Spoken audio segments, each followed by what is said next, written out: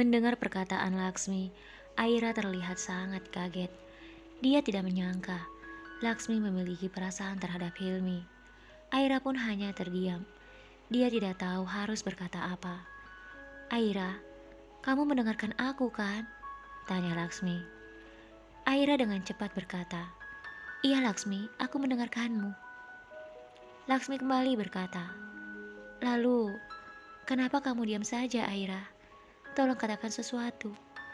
Apa yang harus aku lakukan? Aku tidak mungkin mengatakan pada Hilmi tentang isi hatiku."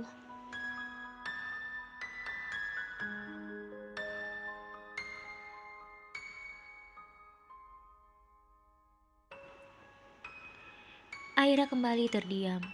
Laksmi melanjutkan perkataannya. "Tetapi aku juga tidak bisa terus memendam perasaanku ini, Aira." Karena Aira masih tidak mengatakan apapun, Laksmi kembali berkata, "Ada apa, Aira? Kenapa kamu diam saja? Apakah kamu marah karena aku mencintai adik iparmu? Atau ada sesuatu yang kamu sembunyikan dariku?"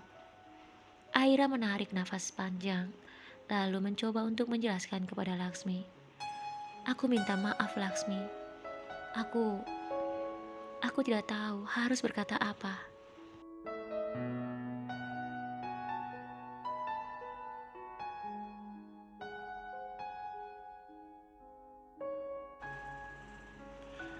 Laksmi kembali bertanya, "Memangnya kenapa, Aira?" Dengan perasaan begitu berat, akhirnya Aira pun mengatakan yang sebenarnya. "Begini Laksmi, beberapa hari yang lalu, Hilmi baru saja melamar seorang gadis." Mendengar perkataan Aira, Laksmi begitu kaget. Perasaannya begitu hancur. Jantungnya seakan berhenti berdetak. Air matanya jatuh berderai. "Laksmi, kamu dengar aku kan?" tanya Aira.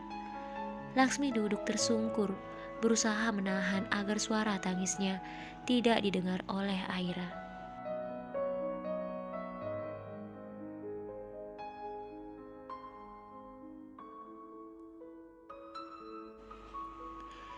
Aira kembali mencoba memanggil Laksmi. "Laksmi, Laksmi katakan sesuatu." Laksmi berusaha memendung air matanya. Dia mengatur nafas agar Aira tidak tahu jika saat itu dia sedang menangis. "I, iya Aira, tadi kamu bilang apa? Maaf, sepertinya sinyal kurang bagus, jadi aku tidak mendengar suaramu." Aira memejamkan matanya, lalu kembali berkata, "Maaf Laksmi, aku harus mengatakan ini." Laksmi tersenyum. "Ada apa Aira? Kenapa terdengar sedih? Ayo katakan padaku."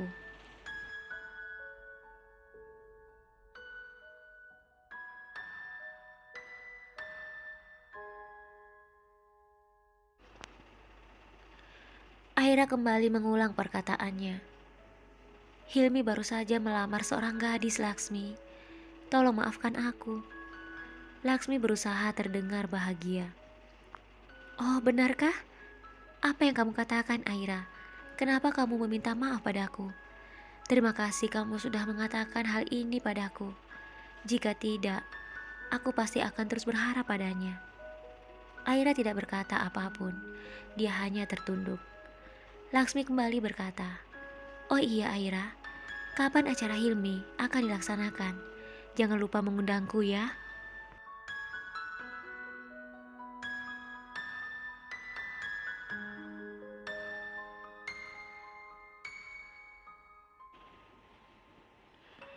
Mendengar perkataan Laksmi, Aira tiba-tiba saja menangis.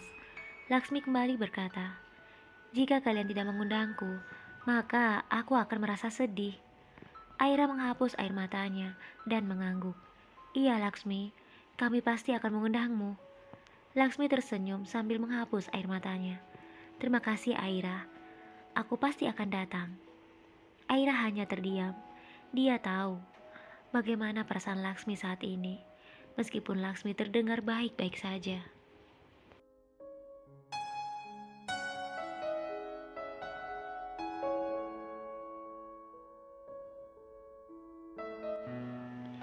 Laksmi kemudian berkata, "Baiklah Aira, sampai di sini dulu ya. Lain kali kita bicara lagi. Aku tunggu undangan pernikahan Hilmi ya."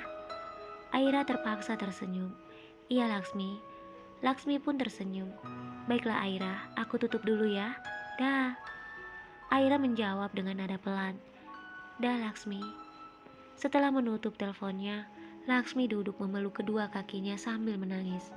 "Ya Tuhan, apa yang sudah terjadi denganku?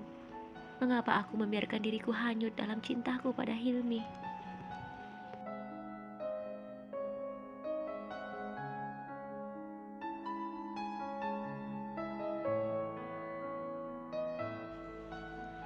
Laksmi kemudian tersenyum. "Kenapa aku membiarkan hal itu terjadi? Hilmi dan aku bagaikan langit dan bumi. Aku tidak mungkin bisa menggapainya, apalagi memilikinya. Hilmi adalah pria tampan, kaya dan juga sangat baik. Sementara aku hanyalah gadis biasa saja, tidak cantik, tidak berpendidikan, juga tidak memiliki kekayaan apapun. Apa yang bisa kubanggakan, apalagi di hadapan Hilmi? Aku tidak mungkin seberuntung Aira yang bisa menikah dengan Bima yang sangat mencintainya."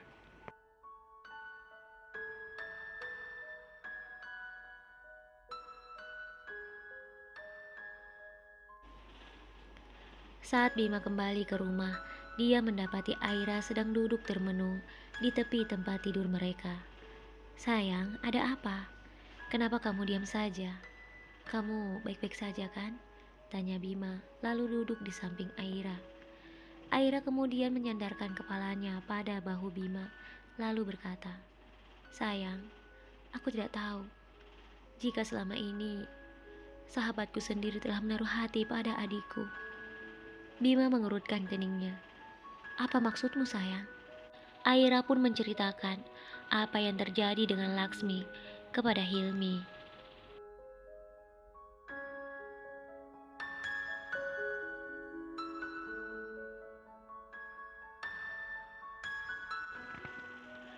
Aira berkata, "Sayang, setelah sekian lama tidak menelpon, tadi Laksmi menelponku. Dia menceritakan sesuatu padaku yang membuatku sangat terkejut." Bima kembali berkata, "Apa itu sayang? Apa yang dia katakan?" Aira menatap Bima. Ternyata selama ini Laksmi telah jatuh cinta pada Hilmi. Ketika mendengar hal itu dari Aira, Bima pun sedikit terkejut. Benarkah? Tetapi sejak kapan? Dan bagaimana mungkin itu bisa terjadi? Mereka kan hanya bertemu beberapa kali saja, kata Bima.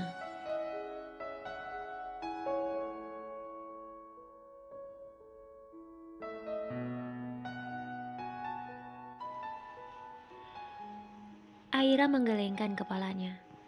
"Aku juga tidak tahu sayang. Mungkin saat pertama kali kita datang ke sana, atau saat kita menikah. Aira kan selalu bersama kita dan juga Hilmi." Bima mengangguk. "Iya sayang, kemungkinan di saat itu. Tetapi semua sudah terlambat sayang. Hilmi mencintai Lisa, dan sebentar lagi mereka akan menikah." Laksmi mengerti maksud perkataan Bima. "Iya sayang, aku mengerti hal itu. Dan aku pun sudah mengatakan tentang pernikahan Hilmi kepada Laksmi."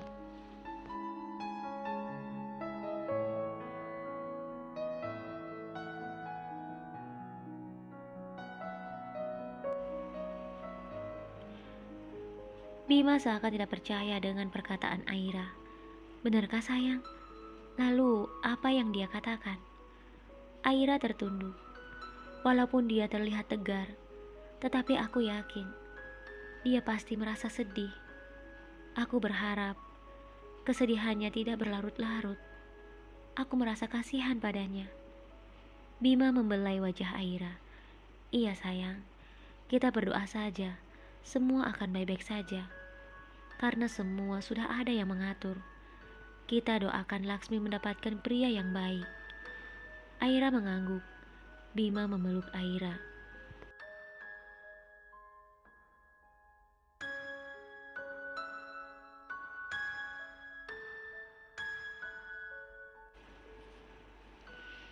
Bima mengecup kening Aira lembut. Sayang, bagaimana kabar bayi kita? Dia baik-baik saja kan? Kapan kita ke dokter untuk memeriksanya lagi? Aku sudah tidak sabar untuk melihatnya. Aira tersenyum dalam pelukan Bima. Sabar sayang, jadwalnya hanya sebulan sekali, bukan setiap minggu sayang. Yang terpenting, kita berdoa agar bayi kita selalu dalam keadaan sehat dan baik-baik saja. Bima pun tersenyum, lalu kembali berkata, tentu saja sayang, aku selalu berdoa untuk kalian berdua.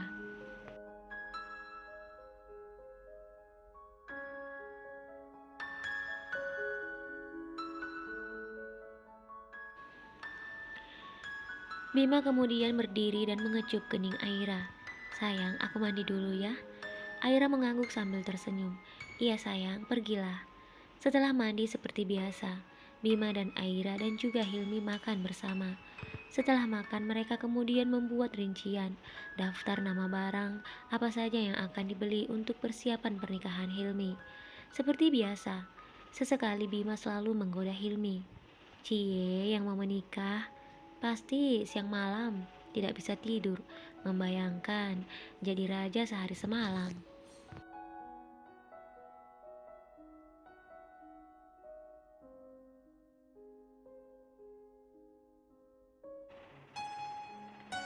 Hilmi tersenyum.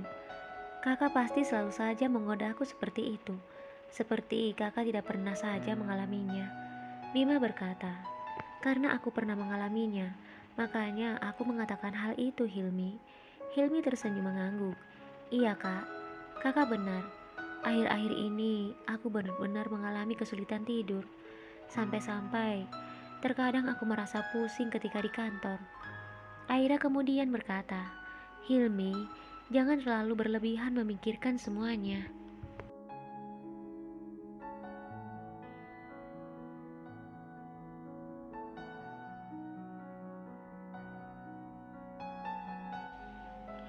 Hilmi mengangguk. Bima menambahkan, yang dikatakan Aira itu benar Hilmi.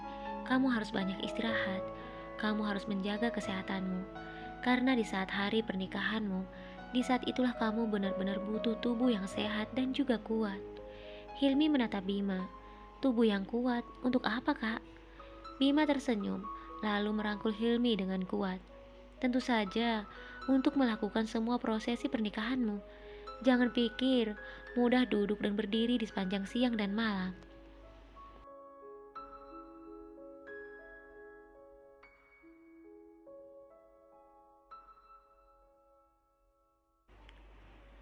Hilmi tersenyum. Iya kak, sekarang aku mengerti. Aku pikir untuk hal yang lain, kata Hilmi polos. Bima tersenyum lalu mengacak-acak rambut Hilmi. Sementara Aira terus tertawa melihat tingkah kedua kakak beradik itu. Hilmi lalu berkata, kakak, dari tadi kakak diam saja tidak melakukan apapun. Lihatlah Aira, sampai mengerjakannya seorang diri. Bima juga kembali berkata, lalu bagaimana denganmu? Sejak tadi kamu hanya berpikir dan melamun.